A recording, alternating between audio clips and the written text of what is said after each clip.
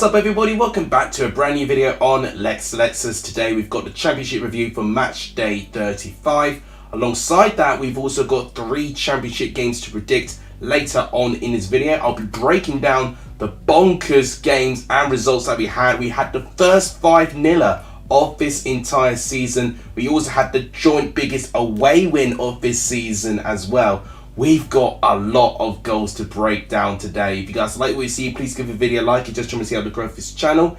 Let's go for 30 likes. Probably a bit ambitious for a review video, but you guys can definitely smash it. Thank you guys as always for the support. Thank you guys for subscribing to the channel. We actually gained a little bit of coverage this weekend, so thank you guys so much for that. Let's try and push to 2,000 subscribers as close as we can get to it before the season ends. That will be amazing. And please also share the channel too. All these things really do help as well. But without any further ado, let's start going through my reaction to all of the championship games this weekend.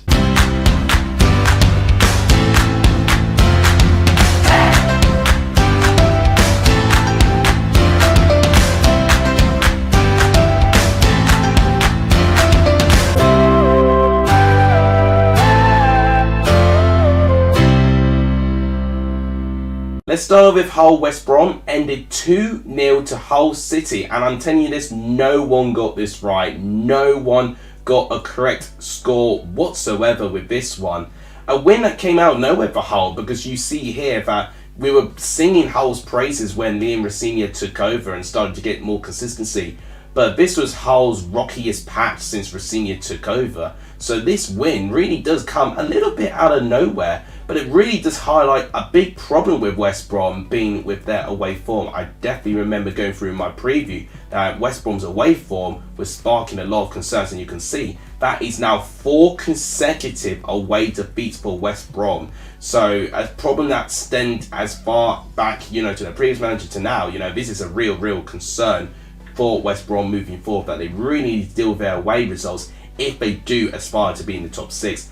Goal scorers, the first one was Benjamin Tete with the goal. It was a brilliant strike actually, but from close range though, and the defending there to not track Tete's run was very poor from the back line. And for the second goal, it was a header that came in and it ricocheted off Dara O'Shea. Not much that O'Shea really could have done too much about. You can see with the attack momentum there, it was more or less West Brom asking more questions.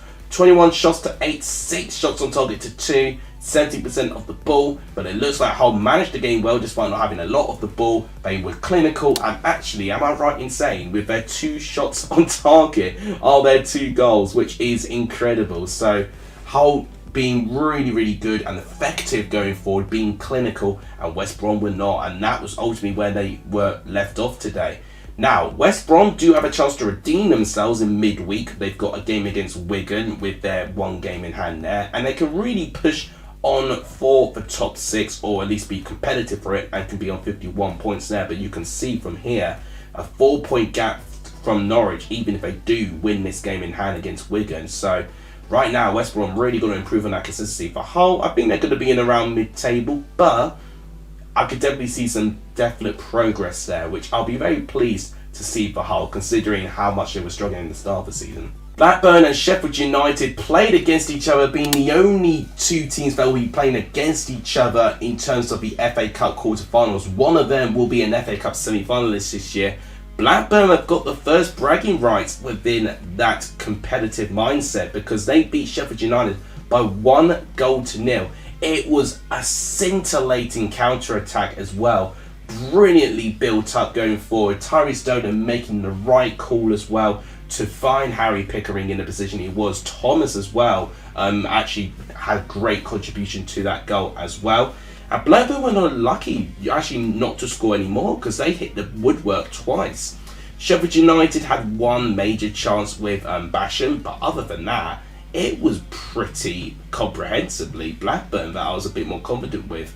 Despite the shots and stats slightly edging into Sheffield United's favour, you can kind of see that it actually looks pretty close within that game. So Blackburn were competitive. I think the only thing they could have worked for is to score more goals. Ultimately, they were quite unlucky not to score more than the 1 goal, but they did. But that result is a cracky one for Blackburn because they just keep winning at the moment. Look at that, 4 wins in a row. And that good form has come at a really crucial time for them as well, because now they've got a bit of a gap between them and 7th place Millwall. But Sheffield United, they've also got a game in hand, likewise with West Brom. They'll be playing away against Reading. If they do not win this game, that 4-point gap will stay between them and Middlesbrough, but with the same amount of games being played. With 11 games left, and Middlesbrough having to breach a 4-point gap with how consistent they've been, Middlesbrough will fancy their chances. Sheffield United could be very, very careful with that. So if they win, it'll be back to business resumed. They'll have a 7-point gap with 11 games left, and ultimately it'll be them trying to stay consistent enough. Blackburn, though, what a win that is for them, and they are really starting to really ask some questions whether they'll be a top 6 team. It was a good day for the home team, since we've got another home win to talk about here. Cardiff 2, Bristol City 0. It is Cardiff City that get the bragging rights in the 7-side derby. Now, first half, it was very, very, very quiet, non-eventful whatsoever. But second half, things started to take place.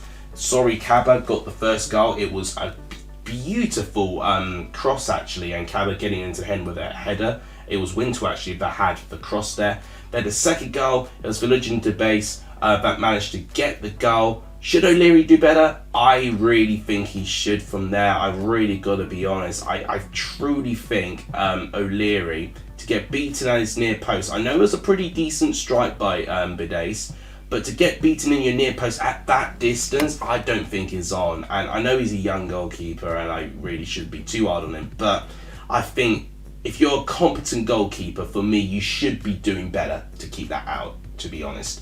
So in terms of the stats, whilst Bristol City had more possession, you could see stats were very close. 4 shots on target each, 12 shots to 11. 4 shots, blocked shots for Cardiff 2, Bristol City 3. One crazy moment did happen in that game. Ryan Alsop got a red card for professional handball in the 91st minute, which meant Perry Ng, an outfield player, had to go in goal for Cardiff City. He had to be in goal in the final 5 minutes. He had to deal with a free kick and made one other save. So Perry Ng, fair play, my man, because it's always very nerve-wracking to step into a goalkeeper's position, and I feel Cardiff would have been relieved at that time that they, well, for one, they only had 5 minutes left to survive, and 2, that they had a 2-goal cushion rather than a 1-goal cushion hanging in the balance, because that would have really left Cardiff fans with hearts in their mouths, considering that Cardiff need all the points that they can get right now. And despite still being in 21st, you can see picking up this win was crucial, because now they've got a 6-point gap from the bottom 3. It's not game over yet, but Cardiff are in cruise control now. Bristol City, this is their first defeat in 9 games, and it'll be interesting to see if they can bounce back, because Bristol City have got to immediately play midweek. So we'll see if they can have this bounce back ability that we've been craving for Bristol City for some time. A very, very disappointing game on the field, and even more distressing rumours and events that have happened from this game off the field as well, but I shan't be talking about those. It ended Blackpool 0, Burnley 0, and whilst it was 2 points dropped for Burnley by the way that you see, and with the attack momentum as well, I think you've got to give credits where credit's due to Blackpool. I mean, they didn't have a shot on target. 78% of the ball went to Burnley, but it was a classic Mick McCarthy shithousery performance. It really was one of those all classic Mick McCarthy teams. It's a shame that at the moment 1 point would just seem like that it's not enough for this Blackpool side, unfortunately, because they are on 32 points, just averaging just below a point per game. With a 6-point gap now, I am a little bit worried with Blackpool's championship safety. They really need to try and go on a run here, and right now, I think with Mick McCarthy only picking up 1 win so far, I believe, since he's taken over as Blackpool manager, I'm a little bit concerned that I don't think Blackpool have just got the right head sense, really, just to even get enough wins and points on their system there. So I think Blackpool was slowly running out of time. Burnley, I mean, if they want to break the record for 106 Reading point record, they can't really drop too many more points, because the maximum points that they can get now is 110. So 1 defeat will put them on 107. That means they'll have to be flawless after that. Or they can have 2 draws and then rely on trying to score more goals and have a better goal difference than Reading. So right now, if Burnley are keeping and trying to keep to the record, I think they've got to be a little bit careful right now, because it's another away game where they've not picked up all 3 points. And in fact, if you see here, they've really been struggling actually. You had this 0-0 draw there, had that 1-1 draw against Millwall there, and then you also had that home draw against Watford as well. So Burnley seem to be dropping a couple more points more consistently, but I do think that's due to the high turnaround of games. I do think that plays a big factor into it. So I do think Burnley have still shown a great level of consistency. I think now it's just they're going to have to really try and prove people wrong if they want to try and break those records. One team that I also fear for their championship safety is Huddersfield, especially with a 4-0 home defeat. But let's not take anything away from Coventry. They were fantastic in this game. And you can see here, look at this form. 4 wins in their last 5 games, 52 points, and only 6 points behind Blackburn, and only 3 behind Norwich. Coventry may be a late shoo-in for top 6. You never know with them if they can keep up with this form. Gyökeres scored 2, Hamer and even Tyler Walker getting on the score sheet. That's crazy. But you can see here, Gyökeres having 3 goal contributions in this game, definitely proving to be Coventry's most important attacking player. 13 shots each, so a pretty open game by the looks of things, but 6 shots on target to 3, and that is a stark contrast for Huddersfield to only have 3 shots on target and 13 is not great. It's an under 25% conversion rate. I mean, not converting to goals, but that's just converting the shots on target at least. So Coventry with this win, and I've got to say the defending for Huddersfield there was very slack. It was very naive defending, like especially Tyler Walker's goal. It was literally from 2 yards out, and it was a simple tap-in, but could have really easily been avoided if the defenders were just glued to him, and they weren't. It felt very, very rugged. It felt very unorganised and very unlike Neil Warnock. So that result sees Huddersfield actually in the foot of the table with 4 defeats in their last 5. It's not looking good. They have got a crucial game though in midweek, Huddersfield, where if they pick up 3 points in that, it will be a miracle if they do at this rate. But if they do, then that will be a seriously good result for this Huddersfield team. But Coventry, they'll be wanting to really try and keep going with this form, because right now, it looks like not a lot is going to be stopping this team. Luton and Swansea played out a 1-0 home victory to Luton. And it did feel like one of those ones where, when you have those bets, and you make your guaranteed bets on home sides to win, I felt for me, Luton were actually the most confident one. Even though they only won by 1-0, they were so comfortable. They were really, really comfortable. There was a little bit of tension actually at some point in the match, but we're going on to that in a minute. You can see here, look at their 17 shots to 9, 4 shots to 3, despite Swansea once again having more of the ball, being offside more often there, having almost half of the shots that Luton Town had. So right now, I'm not really backing this Russell Martin football, sadly. I do think it's not necessarily Russell Martin's fault that the team's not functioning. I do think he was a little bit unprepared, and what I mean by that, I just don't think he was backed properly. So I do have a tiny bit of sympathy for him. But with performances and the way that he's playing, I'm not seeing this team scoring more points. I mean, look how low Swansea have dropped down the table now. They're down to 17th right now, and they could really start falling a little bit below that if they carry on with this current form that they're in. 3 defeats in 4 is not great at all. Luton though, they still are within the top 6, 4th place actually, but they have played a game more than anyone else. So only them and Swansea have actually played 36 games, ironically enough. Both sides could have not played this weekend, and it would have been 35 games each nearly for all of these teams. So both of these sides having a little bit of a head start there. But the fact that Luton are already on 60 points with 10 games left is outstanding. The fact that Luton have kept up those levels and didn't drop down, which we've seen so often with overachieving teams getting into the playoffs the year before, it goes to show that Luton are actually quite underrated, but are actually a really competitive championship team. So I'm more or less optimistic and just excited to see where this team goes, because I really have a lot of faith in it. And here we have it, guys, ladies and gentlemen, the first 5-0 win this season, the biggest home win of the season, and it goes to Middlesbrough against Reading. Reading having problems off the field, but Middlesbrough doing absolutely everything right on it. And you can see it was a tale of 2 penalties, 1 in each part of the game, and then 2 goals each from Aaron Ramsey and Chuba Akpom. Marcus Forss also getting onto the score sheet as well.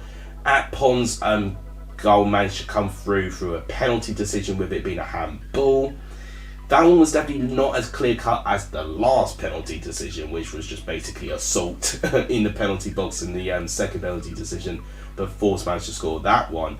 Ramsey, oh my god, he had a brilliant game, and I'm really pleased for him actually, because I knew how promising I saw when he was in Aston Villa, and the fact that he's really thriving with this team right now, I am really excited to see what he can pick up in this season, because I really think he's really come to his own. And you can see that not only the homegrown players, or like I'll more or less say the players that Middlesbrough had at the start of the season, but now the transfers are now linking up with them as well. That is a real encouraging feat for this Middlesbrough team.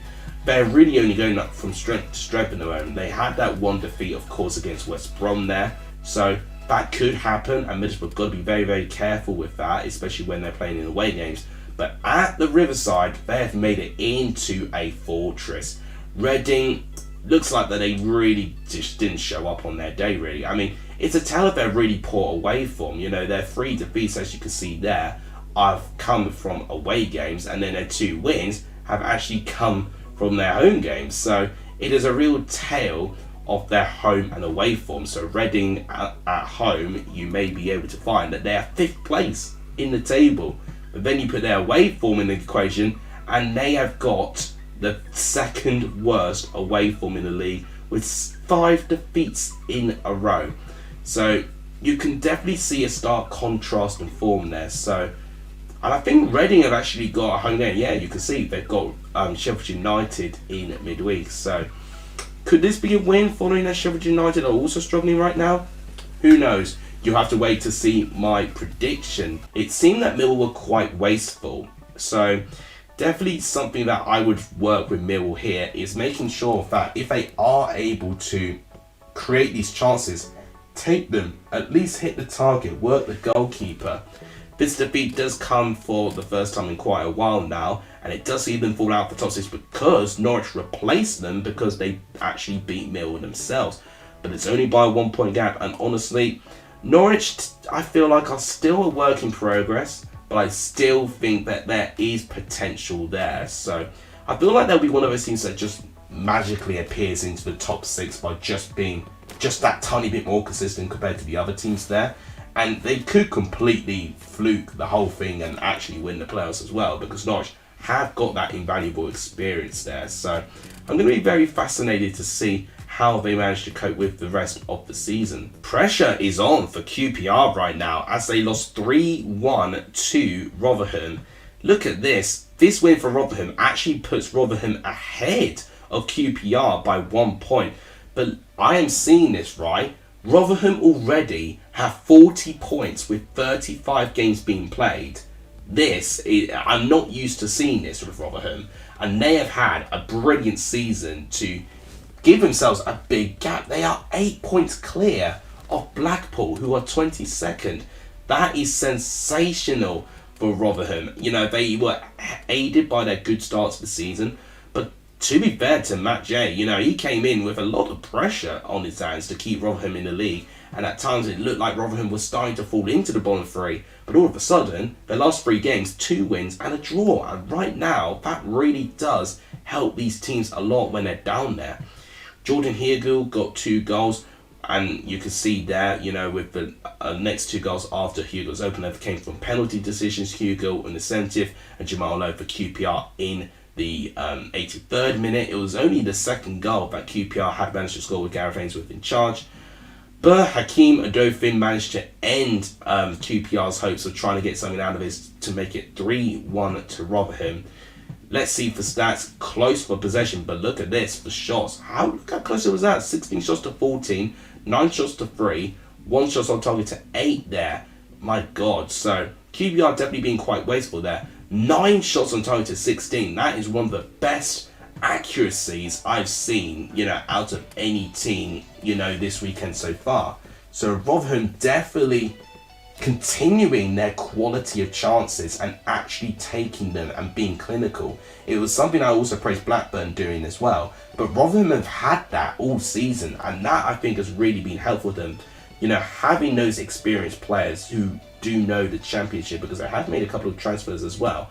But I think they've gelled in very, very well, and I think they've got this belief. And I really do think Rotherham now on the 40-point mark, I think they can definitely survive this season now. With QPR, I'm a bit worried of them, to be honest. You see there, they're on 39. No team has had a worse form than QPR. And what a collapse to go from first place to 20th place. It is quite devastating, to be honest. I think you've got to back Ainsworth for now. But whether he's the long-term option, QPR fans, let me know what you think in the comments down below. This was another crazy game as well. Sunderland 1, Stoke City 5. This is the Championship right there. Sunderland, who was struggling, to be fair, leading up to this game because they were having a bit of a goal drought. But this Stoke City side, they were really struggling with their form. Alex Neil was returning to the Stadium of Light, and there was a lot of tension there. And in fact, I didn't even talk about the tension we had in the Luton game between Luton and Swansea there. Russell Martin actually got involved with the assistant head coach for Luton Town, got a bit of a touchline fight. And Russell Martin has been sent off, and he will be, I think, sent to the stands in Swansea's next games, which is not really helpful for Swansea. And we didn't really see anything like that in this game, but we definitely saw a big animosity with the thousands upon thousands of Sunderland fans being completely disgusted with the Sunderland team to produce this type of result, but also turning it on to Alex Neil as well, because obviously Alex Neil was Sunderland manager at the start of the season and then jumped to Stoke City. So it definitely would have been a very uncomfortable environment for him. But they can't deny, I think Stoke have done incredibly well. And Dwight Gale, he's turned up all of a sudden in 2023. In 2022, he was the invisible man, I could swear, because right now, we're now seeing the consistency that I expect to see from Dwight Gale, hitting goals in every odd game and even hitting braces quite frequently as well. So Josh Lawrence got the first one there, Tyrese Campbell with a brace, Pritchard with a small response for Sunderland, but then Dwight Gale finished them off, and it was, as I just said, a very bizarre scoreline. It was something that I don't think many people predicted. Some people did predict a Stoke win, but nothing like that. 56% to 44%, 8 shots to 16, 8 shots on target.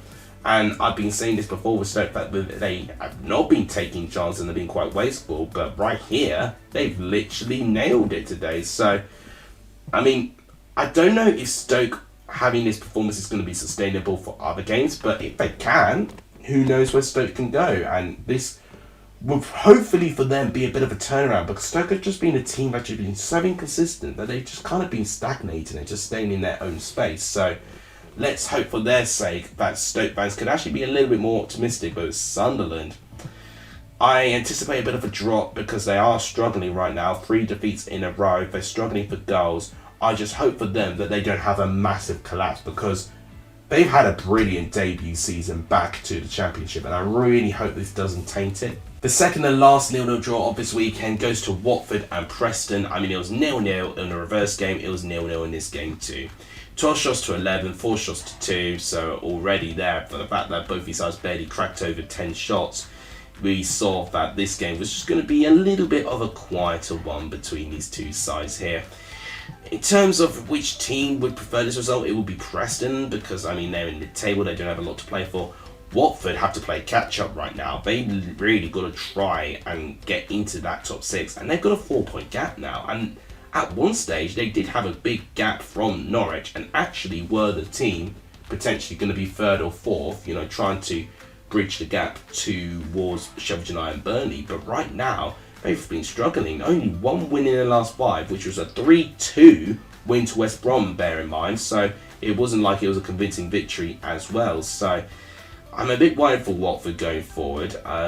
At the moment, they just feel like at the moment they're running out of ideas in a way. They're definitely not scoring as many goals. It's 2 games in a row where they've not scored a goal either. I know injuries have played a part to it, but it's no excuse really. With that talented team, Billich I think needs to do more. And Preston, I mean, there's not much for me to say. I think mid-table was where they would aim to be, and in a high mid-table, you know, if they can go to like 10th place or whatever, I think it'll be a good bit of progress for Preston considering where they were last year. And the final game to talk about is Wigan 1, Birmingham City 1.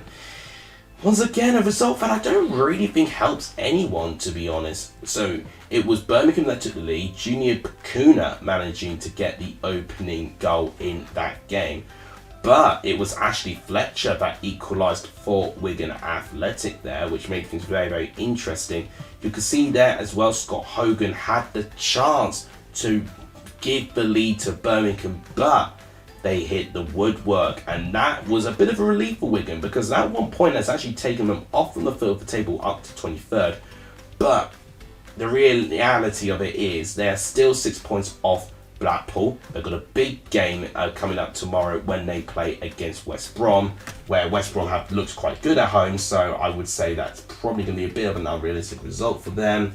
So right now at the moment, if I lose that, they will be 6 points behind Cardiff with only 10 games left. So I am worried. I really am worried with Wigan that I just don't think that they'll survive. I think actually out of the 3 bottom 3 teams, they're probably more equipped team to survive, but do I think they will? No, I actually think the bottom 3 that's there will stay in that bottom 3. I just think Cardiff will pick up enough points.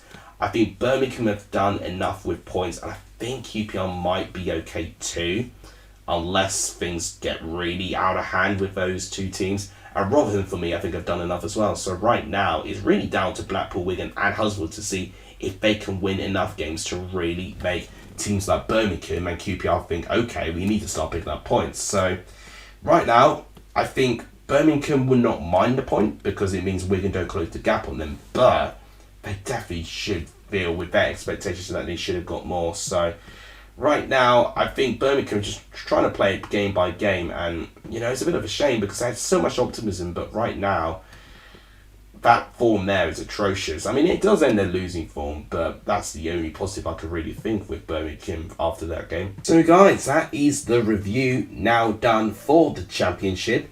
Now, as I've mentioned, we have got 3 midweek games that we've got to predict. Let's predict those now. On the screen right now, you would be able to see my predictions, but in brief, Huddersfield and Bristol City, it feels like the odd one, you know, that Huddersfield could be, you know, like a random home win in. But Bristol City, based on their squad, and I think they might be able to bounce back, but I'm going to be intrigued to see if they can. I'm going for a 2-1 away victory to Bristol City though.